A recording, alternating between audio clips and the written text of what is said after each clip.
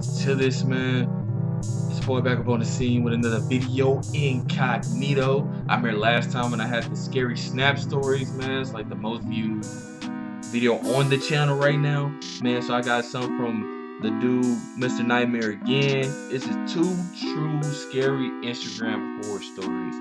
So I remember when I did the Snapchat horror stories, y'all was like, man, I'm not putting that map thing on, or I'm in ghost mode, all of that.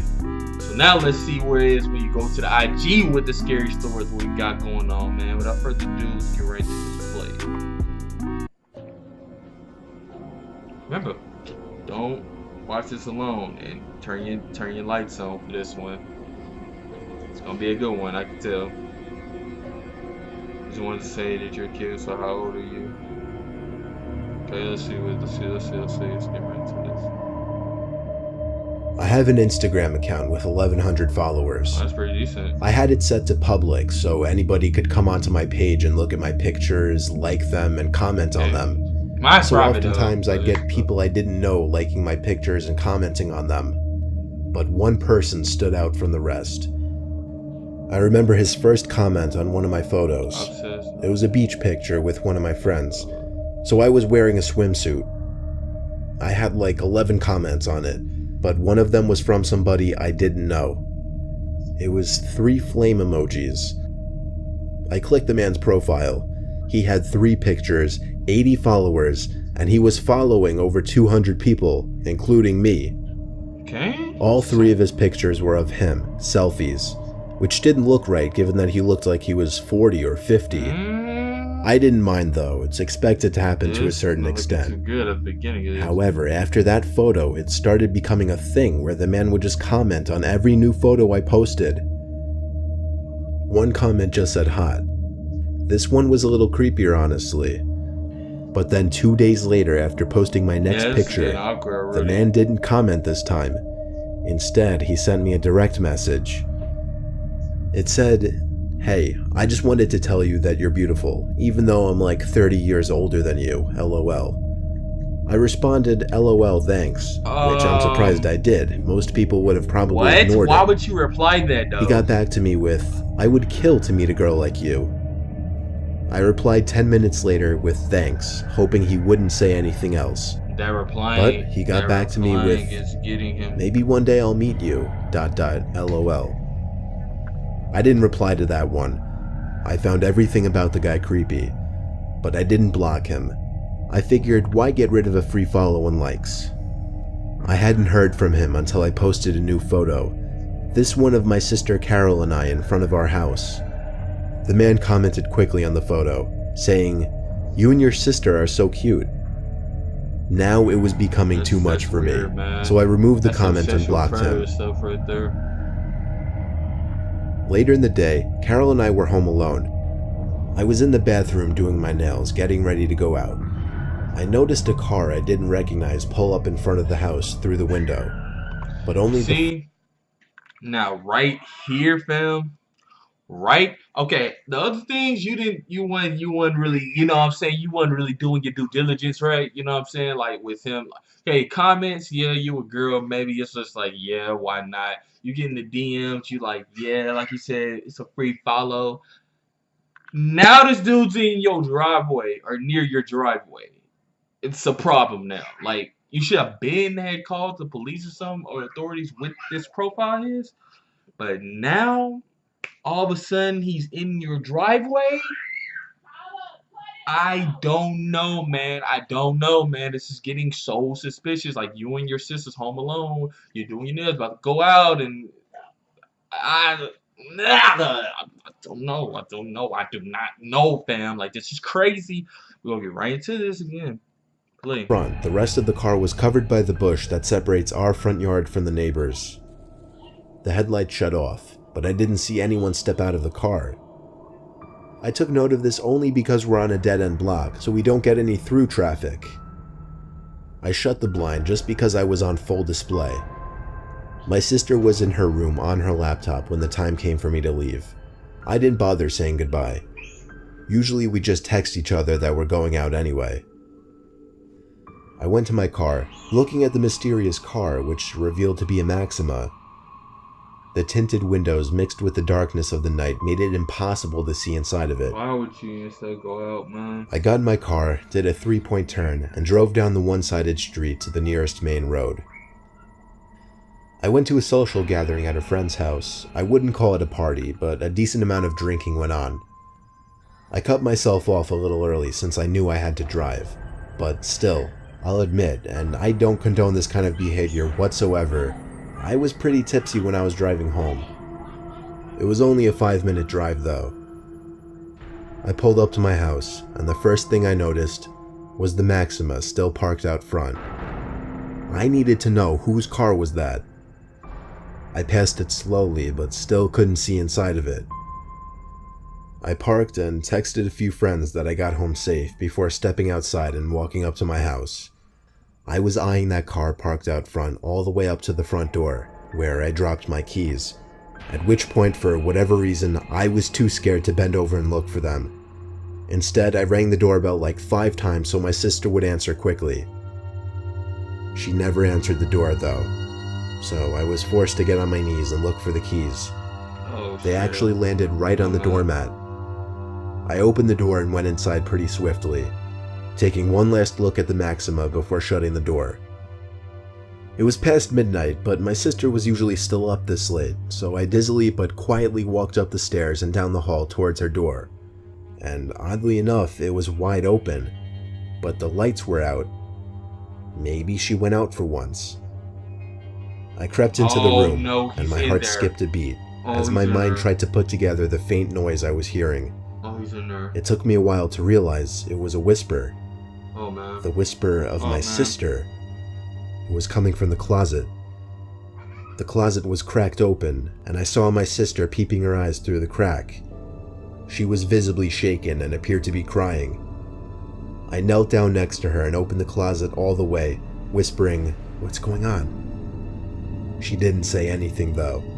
She just kept putting her finger on her lips, telling me to be quiet. I tugged at her arm to pull her out of the closet, and when she was out, I pushed the closet shut quietly. This revealed my sister's room again, as well as somebody clear as day standing direct center in my sister's room. I don't know if he was facing us or not, but that didn't matter because we both wailed as we ran together. I felt the vibrations of the man stomping close behind us. We went straight for the car. I was able to lock the doors without even a second to spare before the man chasing us tried the door handle. When he realized it was locked, he started bashing at the window with his shoulder, all while my sister was screaming and wailing, making the matter worse. That's crazy. Through the intensity of the situation, I still was able to make the connection. It was the same man who had been stalking me on Instagram. Yep. I had to do a 3-point turn, but all the while I was honking the horn to get as much attention as possible from the neighbors. I think it worked because he got into his car, which turned out to be the Maxima, and did a 3-point turn as well. At first we thought he was tailing us, but instead he booked it past us and down another street to never be seen again. At that point we just turned around and went back to the house. I called our parents and then the police. The police were able to find out how the man broke in, through an upstairs window. He climbed up a ladder onto the awning and boosted himself up to the windowsill. See, like this? I told the police about how he was stalking me on Instagram and must have somehow found my address when I posted my most recent picture with my sister, which included my house number. I tried to help them by giving the man's Instagram account, but when I went to the blocked accounts section, it was empty. That meant that the man already deleted his Instagram. Therefore, even if there is a way for Instagram to track deleted users, it didn't matter because I didn't remember the man's username. So I hate to say it, but there was nothing the police could do, and I knew it. I've since set my Instagram to private and really only accept follow requests from people I know now. I'm also a lot more paranoid and wary of posting revealing photos. See, like, most times, like, for me, like, I have my stuff on private. Like, besides my Twitter, I got, like, all my stuff set to private. And I might even get my tweets private. I came across something recently that has been freaking me the hell out. Before I get into my discovery, let me just get into a little backstory that makes the discovery even more disturbing. For For the past few weeks or so, on several occasions, while either trying to sleep in my bed or doing something in my room with a light on at night, I would hear a single, faint yet audible tap on my window. I hardly want to call it a tap, because none of the sounds really resembled an intentional tap. It sounded more so like something accidentally being scraped or pressed against the glass very briefly. At first I thought it was just bugs flying into the window, but as the same sound kept happening at least 2 or 3 times a week, I started to get freaked out by it. So I told my dad, and he of course told me it's nothing, probably just bugs like I initially thought. So nothing happened for a few nights. But then, I got a text from a friend. Well, not a friend, just some guy I used to have a class with who somehow coerced me into giving him my number. And that's the he said, "Hey, I don't know if you remember me. We used to have a class together. I just wanted to let you know about this. I stumbled upon it by accident. And if you're unaware of it, that's pretty disturbing." Then he added a link to the bottom of the message. I pressed it, and it took me to an Instagram page. The page was titled JP Unofficial. Those were my initials, but that wasn't the first thing I noticed. The first thing I noticed was the profile picture, which was me. And then, the 45 pictures uploaded to that account were all of me. They weren't like pictures that I took though, they were all candid. I mean, like, they were pictures I never even knew were taken. Some were of me at the beach, some were of me sitting in my car, but the newer ones got even weirder. Some were of me in my backyard, and then the worst ones were the most recent. There were pictures of me in my room, taken from outside my window. Some of me sitting on my bed doing homework or texting, others of me standing, with one even of me in my underwear. I felt sick. I felt like crying and throwing up. All of the pictures had at least 2 or 3 likes. Some had comments, but not comments pointing out how wrong this is. They were comments encouraging it, saying things like, "Go for it," or "hot," or "what I'd do if I could get my hands on her." The captions on the photos too. Oh, man, they were all things like "the love of my life," or "she went to the beach today," or "I just like to watch her." My mouth was twitching as a tear rolled down my face. I was so disturbed, I can't even describe the emotions I was feeling. Pisses me off, fam. And then, when they do this, there was a sound again at the window. This pisses me off. The sound. The unintentional scrape or tap. And then it clicked. It made sense now. When I put 2 and 2 together, I simply snapped. I lost it and screamed louder than I'd ever screamed before. My dad came rushing in with open arms to hug me and ask what's wrong. I showed him the Instagram page and explained the taps at the window. Well, explained is a stretch. I was a mess and could barely speak clearly. My dad's expression went from gentle to horrified to downright angry. He rushed outside screaming, making a scene for the neighbors, looking for the stalker. He then came inside and called the police. I gave the police the Instagram account and requested they track it as soon as possible. Law enforcement put the request into Instagram. By the time it was received, the account was deleted, but it didn't matter because Instagram was still able to recover the info, and the usage was traced to an old iPod Touch. Unfortunately, the device was untraceable. It was either destroyed or it had its Wi-Fi turned off permanently. My dad saw how messed up I was, and he plans on moving us out of the house within the month. That's good, dog. Luckily, there haven't been any new sounds. That's great. But I've also made sure to keep all my blinds shut 24/7, and always make sure I'm not being tailed while driving. All I could think to say to everybody is keep your Instagram private and always be alert to your surroundings. That's the lesson you learn from this, is to keep your stuff private.